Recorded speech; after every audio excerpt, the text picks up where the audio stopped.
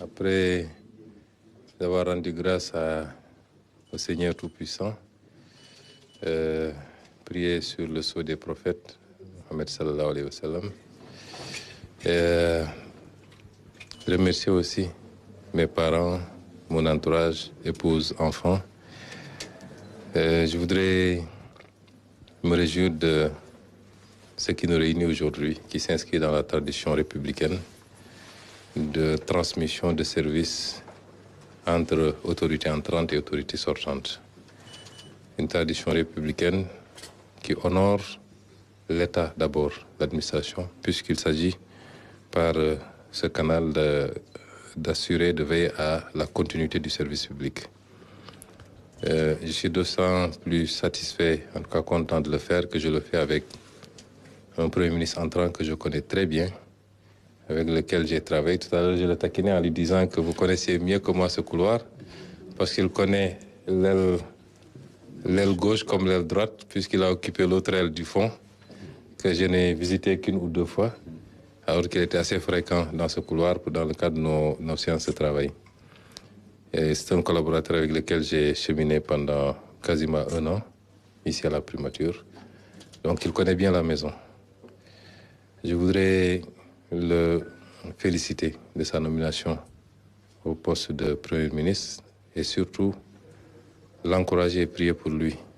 Il est assez averti pour savoir que c'est une responsabilité harassante, extrêmement exigeante, cassante. C'est pourquoi le vendredi passé à cette heure-ci, j'ai soufflé comme je n'ai soufflé, parce que ces 2 années ont été extrêmement pénibles, extrêmement difficiles. Tant la charge primatoriale est une charge très lourde. Je voudrais donc l'encourager, prier pour lui, pour un plein succès dans sa mission, qu'il puisse atteindre tous les objectifs qui lui sont assignés.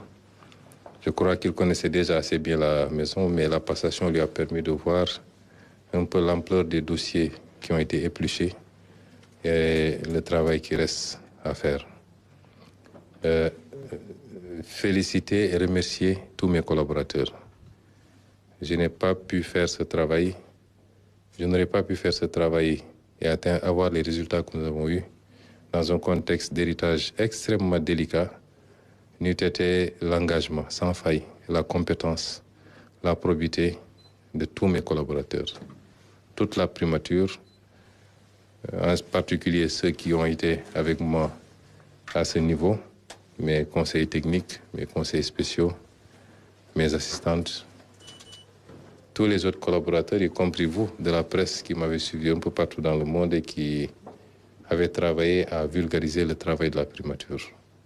Je voudrais donc les féliciter, les encourager à persévérer également pour ceux qui resteront, à accompagner le Premier ministre, puisque l'administration est une, l'État est un, et nous concourons tous au même objectif, celui de satisfaire aux préoccupations des Sénégalais.